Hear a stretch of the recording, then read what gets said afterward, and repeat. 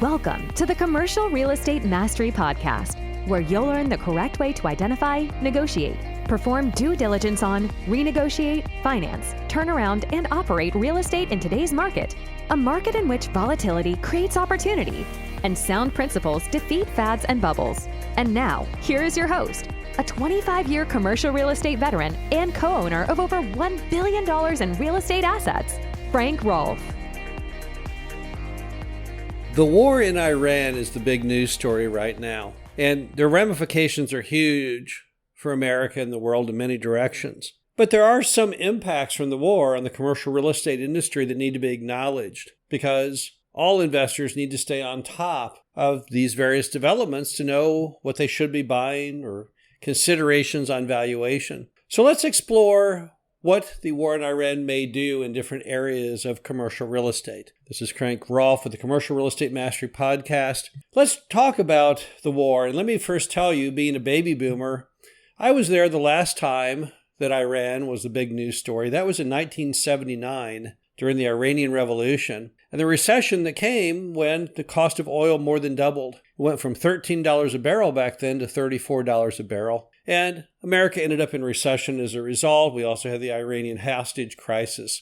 So typically in America, when we hear the word Iran, we'd normally think, it's going to be a problem, because we have a long history of Iran having disruption to our economic market. So who will be the winners and the losers in this engagement in the world of commercial real estate? Well, obviously the first big winner from a war in Iran would be oil production states. Places like North Dakota, Louisiana, Texas, New Mexico, Alaska, Colorado, Oklahoma, California, Wyoming.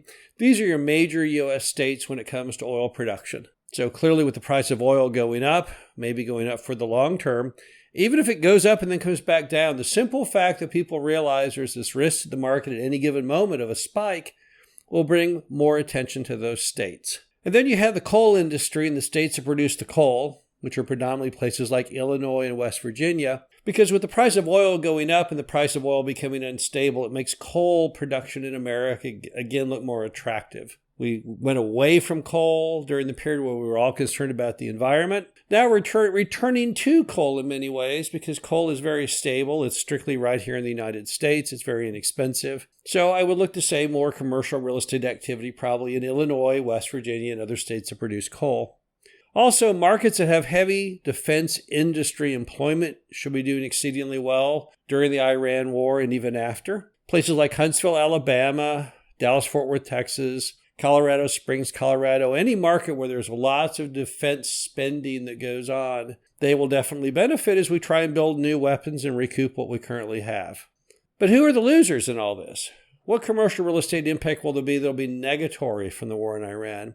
Well, the first is, of course, all of America, because with higher oil prices, you have higher inflation. We all learned that during the first Iranian problems back in 1979. So any industry, any commercial real estate that's tied or has an impact from inflation could be damaged. Now, it's kind of a trick question, though, because real estate is one of the best performing groups during times of inflation, because we're protected, we're backstopped by the hard asset, the real estate, the rarity of real estate. That scarcity creates value, and that holds as inflation drives values up. In fact, some people would say that the best friend to American commercial real estate has been historically inflation. But at the same time, it's going to impact customers. It's going to impact certain segments of commercial real estate, like shopping malls, where people are going to be less likely to go and buy products. Also, major airline hubs are going to have a problem, because jet fuel is very, very costly. It's always been an industry that has extreme limitations on what happens when the price of energy goes up. So anything like Atlanta or Dallas-Fort Worth, anywhere that has a lot of airline activity, hubs of airlines, that'll probably be damaged.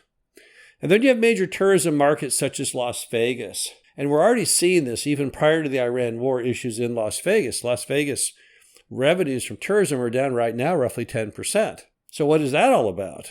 Well, people just seem less likely in times of uncertainty and inflation to want to go out and go on a vacation, particularly in a place like Las Vegas, which is expensive and there's a lot of gambling involved and things like that. People, if they don't feel like they're rich right now, they don't want to spend the money on it. So any of those markets where you have a focus on tourism is going to probably take a tumble. Also, of course, you're going to have issues with anything that services the financial industry because the stock market has been taking a beating. So markets like New York City, others will have a problem because people are going to again be down in the dumps based on their stock performance. So here's some of the wild cards, though. The first one is interest rates. Because if you're in commercial real estate today, your number one focus is probably where inflation and interest rates are going. We have a changeover at the Federal Reserve. In only roughly 30 days, Jerome Powell will be shown the door. He'll be out of his job as the head of the Federal Reserve, replaced by a guy named Kevin Warsh. Now, we don't know what Kevin Warsh will do on rates, but we have to imagine he has vowed to the Trump administration to try and get the rates down. And the Iran war could be exactly the example he needs to do it. That could well be serving as the catalyst to get those rates down. And lower rates are what everyone in commercial real estate wants to see. We've suffered under Jerome Powell with 11 straight interest rate increases. We all knew rates would come up at some point, but we never dreamed they would go up so fast and so far.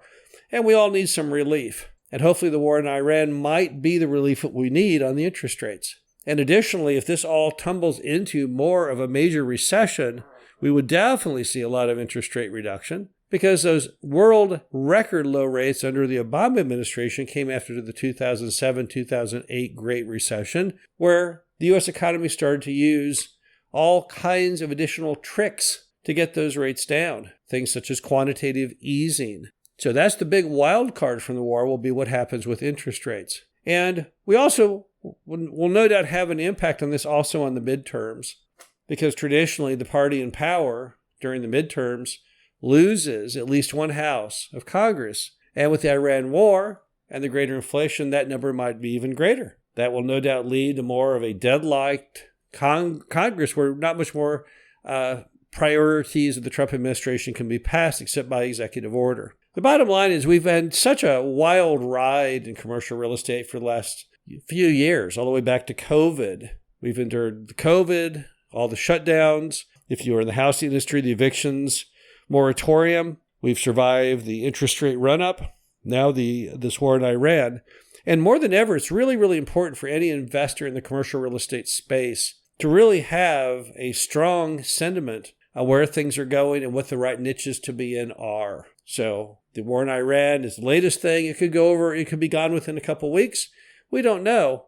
But at the same time, you need to be constantly focusing on the megatrends to stay in the right position regardless of what happens. This is Frank Rolfe with the Commercial Real Estate Mastery Podcast. Hope you enjoyed this. Talk to you again soon. Thank you for listening to the Commercial Real Estate Mastery Podcast. Be sure to visit us at CREUmastery.com to subscribe to the show, read our show transcriptions, and access all of our great information on real estate investing. And if you have a moment, please feel free to rate, subscribe, and leave a review wherever you listen to your podcasts. This helps others find the show, and we greatly appreciate it. We'll catch you in the next episode.